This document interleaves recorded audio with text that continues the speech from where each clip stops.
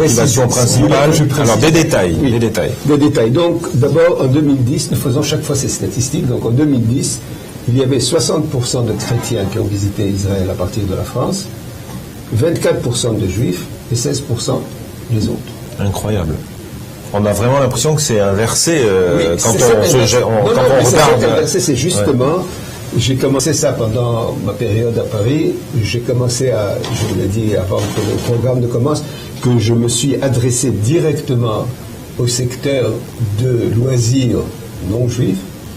Et ça avait commencé à très bien décoller. Puis il y a eu l'intifada et maintenant mes successeurs ont continué et ça marche très bien. La preuve, c'est que pour motivation du voyage, 34% sont venus pour loisirs, 29% pour le familial et 21% pour le pèlerinage. Donc, si vous pensez que 60%... il n'y a pas que des pèlerins en Israël. Sur 60% de chrétiens Sur 60% de chrétiens, 21% sont venus pour le pèlerinage. Intéressant comme donnée. Hein. Attendez, maintenant la question se pose, qu'est-ce que c'est que le pèlerinage? Parce que il y a un problème.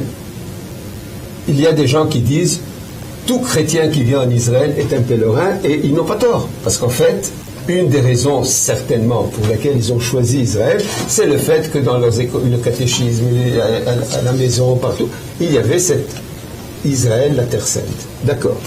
Mais quand nous demandons, est-ce que vous êtes venus pour pèlerinage ou non, nous pensons vraiment aux groupes organisés qui viennent avec leur pasteur, ou avec leur prêtre, ou avec leur évêque, et qui viennent pour visiter Israël du jour 1 au jour 7. Vous n'avez pas l'impression, dans tous les chiffres que vous nous donnez, là, d'oublier une catégorie de la population touristique, pays 3 fois saint, des 3 grandes religions, juifs, chrétiens, musulmans. Or, les musulmans sont pratiquement absents du tableau. Est-ce qu'ils viennent pèleriner en Israël ?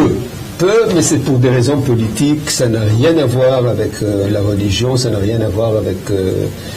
c'est simplement, tant que la situation politique en Israël sera celle qu'elle est, c'est plus difficile pour C'est ce que je voulais dire aussi, c'est que l'évolution du tourisme va dépendre de l'évolution géopolitique de la région et de savoir si un accord de paix va se faire. Il est évident qu'à ce moment-là, il y aura une immense explosion et qu'on aura besoin d'infrastructures, ce que nous n'avons pas encore.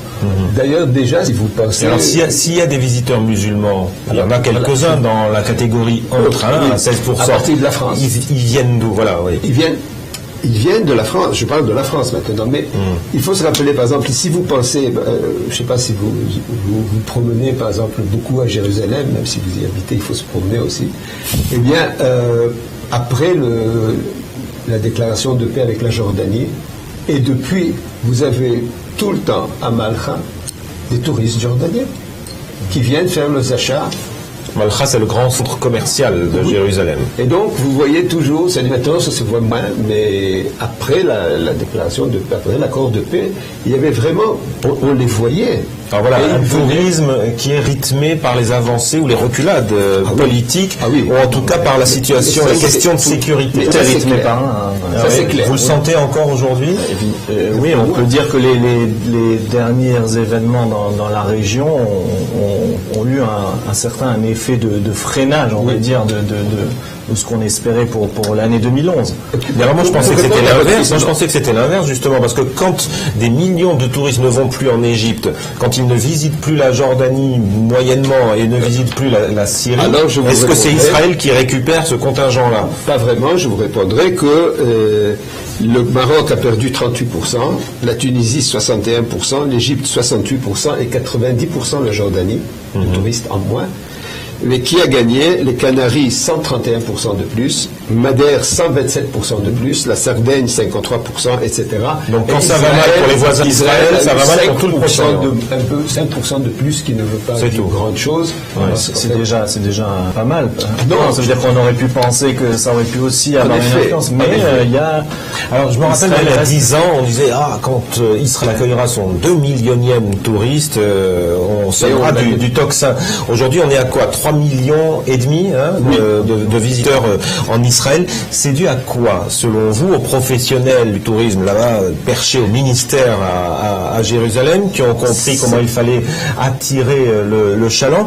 Est-ce que ce que je veux vous demander, c'est est-ce que c'est l'État qui investit ou est-ce que ce sont les initiatives privées? Personnellement, les agences comme la vôtre. Non, mais je pense que le ministère du Tourisme fait un très bon travail. Le ministre l'a fait. Le maire de Jérusalem aussi a choisi comme fer de lance le tourisme en pensant qu'on peut avoir 3 milliards de gens qui pourraient venir à Jérusalem. Non, mais ça n'a pas d'importance. Ça n'a pas d'importance, mais il y a cet effet, quoi. Donc, il y a cet effet, et il y a aussi l'effet tranquillité. C'est-à-dire, quand nous ne sommes pas vraiment à la pointe des mauvaises nouvelles, ça aide. Et la raison de base, c'est qu'il y a des statistiques qui ont été faites en 2010 en France sur le touriste français en général. Et 61% des touristes français privilègent le repos. 38% la découverte. Bon. Donc c'est les quand un pays est en guerre, on ne va pas vraiment se reposer dans ce pays. Il faut être complètement taré pour le faire, quoi. Ouais. Et donc, c'est un fait que quand ça se calme, avec les efforts que nous investissons, avec le fait que, comme l'a dit si bien, Jérusalem et d'autres villes essayent elles aussi d'attirer le touriste, etc. Donc, en fin de compte, ça donne des résultats. Alors c'est bien, 3,5 millions de visiteurs, c'est au-delà même des espérances. Ce n'est pas au-delà. Oui, alors c'est ça. Maintenant, les espoirs montent à 5 millions. On a même entendu un ministre du tourisme dire qu'il faut autant de touristes que d'habitants en Israël. La barre est donc à 7 millions et quelques.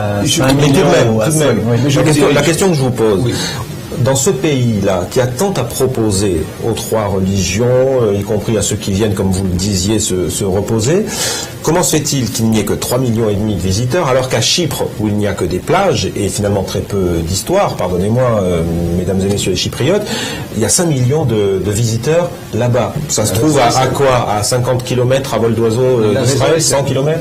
La raison est simple, et la raison est, d'abord, soyons honnêtes, la plupart des touristes dans le monde européen et aux États-Unis ne sont pas juifs, ce sont des chrétiens. Donc, ces chrétiens, pourquoi viendraient-ils en Israël plutôt qu'à Chypre? Oui, c'est la question que je vous pose. Non, alors, ils viennent donc aussi parce que c'est la Terre Sainte. D'accord. Mais il y a un petit problème auquel nous n'avons pas pensé. C'est que plus les touristes arrivent, et moins ça leur est agréable de se promener en Terre Sainte. Parce que la ville de Jérusalem, la vieille ville de Jérusalem, je devrais dire, est ce qu'elle est. 7e dans le classement des villes les plus touristiques au monde. D'accord, mais avec ça, c'est quand même une ville où les passages ont le problème des infrastructures. 2 à 2,5 mètres de large. Donc, c'est un tuyau par lequel les touristes doivent passer. Mais je pense que peut-être la solution, ce serait d'étaler la période de tourisme sur l'année. Voilà. Et à ce moment-là, on peut... Parce que le soleil brille 6 à 8 mois par an ici. Hein. D'accord, mais tant que ça ne se fait pas, c'est-à-dire, et ce n'est pas toujours facile parce qu'il y a les écoles, il y a les périodes scolaires, enfin bon. Mais le fait aussi que, par exemple, le tombeau du Christ se trouve dans une église où, au moment où il y a plus de 200 personnes, c'est impossible. Donc, les gens commencent à attendre dehors. Et ce n'est plus fun. Ça devient déjà quelque chose qui fait souffrir. Donc, c'est pour ça qu'il faut développer la Terre Sainte, mais aussi les loisirs pour que les gens sachent qu'ils ne sont pas obligés de venir à Jérusalem. Et s'ils viennent à Jérusalem, ils ne sont pas obligés de faire la vie. Et pourtant, bon, Jérusalem, confirmé si je me trompe, Jérusalem, c'est le principal objectif des touristes en Israël. Tout le monde passe par Jérusalem. 33% des nuitées en 2010 étaient à Jérusalem. Alors voilà, on va faire un quiz. À Tel Aviv. Après Jérusalem, quel est le site en Israël qui est le plus visité par les touristes? Du site ou de la ville? Le site. La ville. Un site. Ah. On met Jérusalem de côté, le mur occidental, les églises. Masada, oui, Masada en numéro 1, et puis alors curieusement en numéro 2, c'est le parc zoologique de Jérusalem. De Jérusalem. Puis vient Césarée et ensuite les gens montent en billet. Ça veut dire parce qu'ils ne dorment pas là-bas. Mais si on parle vous parlez de nuitée. De nuitée, donc Tel Aviv c'est 23% et Eilat 11%. Allez, messieurs, prenez votre souffle. Voici maintenant les questions de nos téléspectateurs qui nous les ont envoyées sur notre adresse 30minutes@guisen.com. On va commencer par Lisbeth qui vous écrit de Paris et qui va reprendre un peu tous les thèmes que nous avons évoqués. Mais alors là, on va vous répondre très clairement. Lisbeth nous écrit: Israël est-elle devenue une destination exclusivement pour les riches? Nous voudrions bien y passer nos vacances. Nous sommes une famille de 5 personnes. Mais pourquoi faut-il un budget de 3 mois de salaire pour un séjour modeste de 3 semaines dans le pays? Est-ce que ça correspond à une réalité, ce que vous entendez là? Ça correspond à une réalité sur des périodes données, parce que je serais tenté de dire que si Lisbeth décide de venir à Tel Aviv passer une semaine au mois de mai ou au mois de janvier ou février, il est évident que le prix de son voyage sera divisé par 2 par rapport à son séjour si elle veut venir au mois d'août. Maintenant, il est clair que le mois d'août, c'est la période des vacances scolaires. Et donc, c'est une question d'offre et de demande. Et sur ça, le fait qu'il y ait les infrastructures soient limitées, que nous n'avons pas énormément de possibilités d'offres en termes d'hôtellerie, ça fait que les prix augmentent. Alors, je vous laisse poursuivre avec une autre question qui va dans le même sens et vous allez poursuivre, parce qu'on a reçu une centaine de questions sur le prix des nuitées, des billets d'avion. Raoul de Metz: notre rêve va enfin se réaliser, car nous avons économisé depuis plusieurs années de quoi nous payer 2 semaines dans ce merveilleux pays. Donc, ils veulent venir, ils économisent depuis plusieurs années, nous dit Raoul de Metz. Il n'y a pas une solution plus démocratique de visiter Israël? Écoutez, il faut toujours comparer les choses qui peuvent être comparées. Je dirais à Lisbeth et à Raoul, Raoul veut venir, donc il y en a d'autres, je n'ai rien à lui dire, mais je dirais à Lisbeth que si elle essayait de s'acheter 3 semaines sur la Côte d'Azur en août, je voudrais voir combien elle paierait. Donc, alors voilà, on a un exemple précis. Chaim à Cannes, vous allez poursuivre, je vous coupe la parole, 2 secondes, vous poursuivez. Chaim à Cannes nous dit: j'ai une famille avec 4 enfants, je veux aller en Israël, cela me coûte 600 € x 6 égale 3600 €.